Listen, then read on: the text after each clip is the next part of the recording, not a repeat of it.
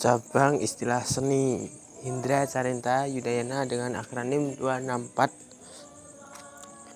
20 istilah seni sastra. Yang pertama, mimik. Mimik adalah peniruan dengan gerak anggota badan dan raut muka. Yang kedua, intonasi. Intonasi adalah ketepatan tinggi rendah nada. Yang ketiga, nada adalah tinggi rendahnya bunyi. Yang keempat, ekspresi. Ekspresi adalah penangkapan atau proses menyatakan maksud, gagasan, perasaan, dan sebagainya. Paradigma. Paradigma adalah kerangka berpikir. Yang keenam, kritik adalah kecaman atau tanggapan, kadang-kadang disertai uraian atau pertimbangan baik buruk terhadap hasil karya atau pendapat. Fakta. Fakta adalah hal, keadaan, peristiwa yang merupakan kenyataan sesuatu yang benar ada atau terjadi. Diskusi. Diskusi adalah pertemuan ilmiah untuk bertukar pikiran mengenai suatu masalah.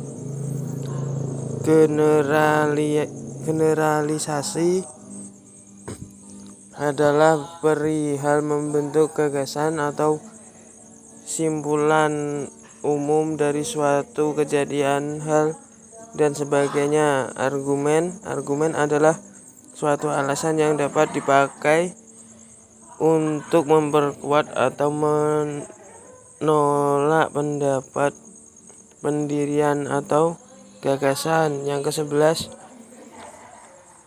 absurd. Absurd adalah tidak masuk akal, mustahil, menyimpang, dan kebenaran atau logika umum. Afektasi. Afektasi adalah tingkah laku atau tanduk yang dibuat untuk menimbulkan kesan, terutama pada orang yang dilakukan oleh tokoh dalam cerita, rekaan, atau drama. Yang ke-13, aforisme adalah pernyataan yang padat dan ringkas tentang suatu sikap hidup atau tentang suatu kebenaran umum. Yang ke-14, agen pemain.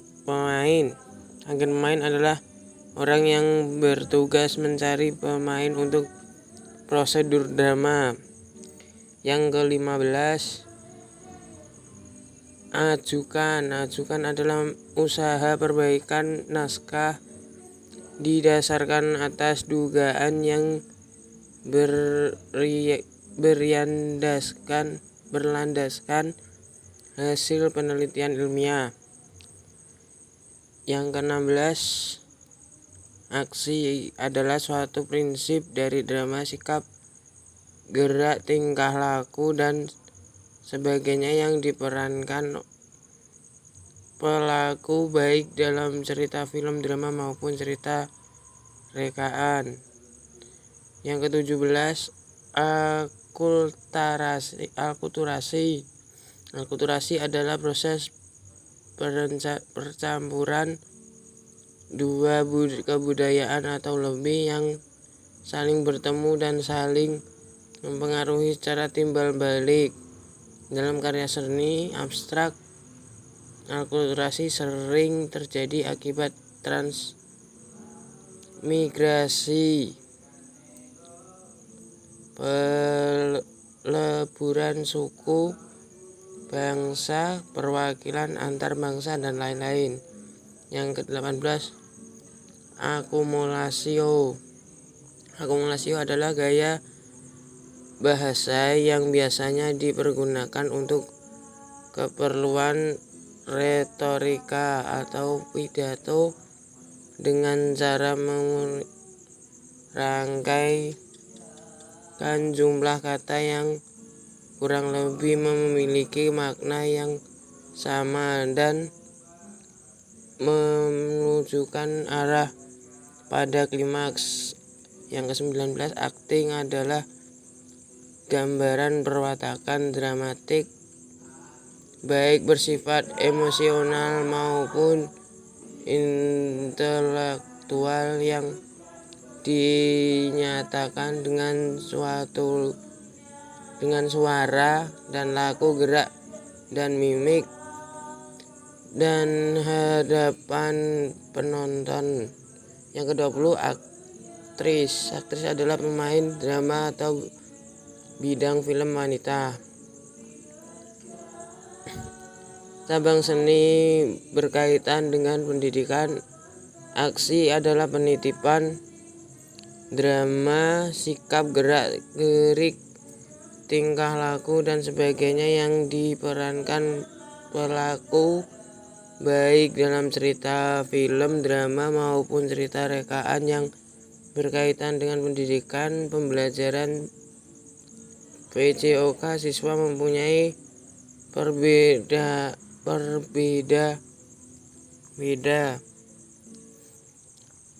peran dalam menyikapi tingkatan atau di sini lebih aktif bergerak dengan seluruh tubuh. Yang kedua,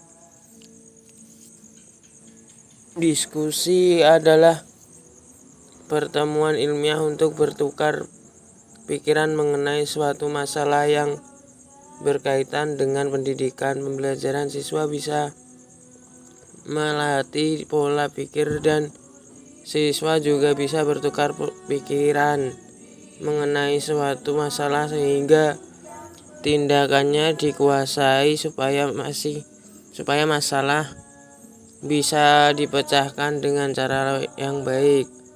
Yang ketiga, paradigma adalah kerangka berpikir yang berkaitan dengan pendekatan pembelajaran. IPS melatih pola pikir siswa untuk meraih berbagai macam pengetahuan mengenai dunia dan berbagai macam fenomena yang terjadi di dalamnya. Yang keempat, intonasi adalah ketepatan tinggi rendah nada yang berkaitan dengan pendidikan, pembelajaran seni. Siswa bisa mengukur naik turun suara, panjang pendeknya ketika berbicara atau membaca. Nada adalah tinggi rendahnya bunyi yang berkaitan dengan pendidikan, pembelajaran seni, budaya. Siswa bisa memahami antara nada rendah ataupun nada tinggi pada saat bernyanyi. Sekian dari saya. Terima kasih. Ada kurangnya saya mohon maaf. Wassalamualaikum warahmatullahi wabarakatuh.